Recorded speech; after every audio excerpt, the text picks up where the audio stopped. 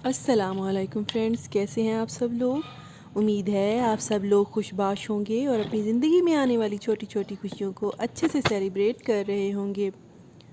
Friends, आज मैं आपको बताऊंगी कि हमें बहार की आमद से पहले पहले अपने पौधों को तैयार कर लेना चाहिए बहार के लिए, ताकि वो बहार के मौसम में अच्छी तरीके से ग्रो कर सकें। वो पौधों की तैयारी क्या है, हमें उन्हें किस तरह से प्रिपेयर करना चाहिए। सबसे पहले तो हमें उनकी गोडी करनी चाहिए।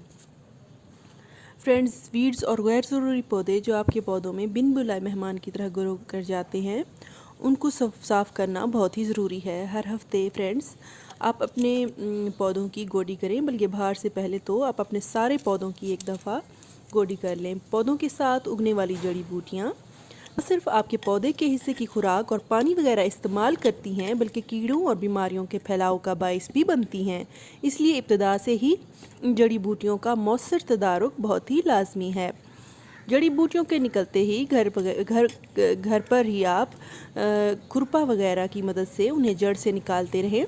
जड़ी बूटियों की कटाई करने से खातिर खा फ़वाइद हासिल नहीं होते, यानी जब भी आप उनको रिमूव करना चाहें तो उन्हें जड़ से उखाड़ें, क्योंकि काटने से ये दोबारा ग्रो कर जाती हैं और बार बार गोडी करने से जड़ी बूटियाँ तल्फ़ हो जाती हैं। बल्कि ना सिर्फ जड़ी बूटियाँ तल्फ़ होती हैं, बल्कि साथ साथ ज़मीन भी नरम हो जाती है। ज़मीन के नरम होने से पौधों को ऑक्सीजन वाफर मिकदार में मिलती रहती है और पौधों की सर्दियों के मौसम में पौधों की जो मिट्टी होती है वो बहुत ज़्यादा सख्त और कम्पैक्ट हो जाती है। तो गोडी करने से वो ज़मीन नरम हो जाती है और उसके ऊपर बाज़ औक़ात पानी के खड़ा रहने की वजह से काई सी उग जाती है, तो वो काई भी साफ़ हो जाती है। तो फ्रेंड्स, आपको चाहिए कि आप भी अपने पौधों की गोडी कर लें, बहार की तैयारी कर लें। गोडी करने के 2 या 3 दिन बाद जब आप उसको पानी देंगे तो तमाम तलफ़शुदा जड़ी बूटियाँ भी मुकम्मल तौर पर मर जाएंगी।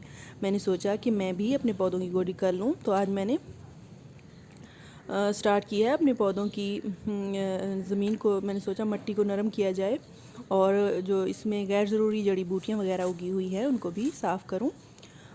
ये देखिए, इस तरह से आप किसी भी खुरपे या किसी शार्प ऑब्जेक्ट से अपने पॉट्स में मौजूद मिट्टी को 1 से 1.5 इंच तक गोडी कर लें।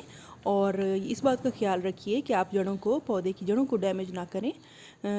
Thank you very much.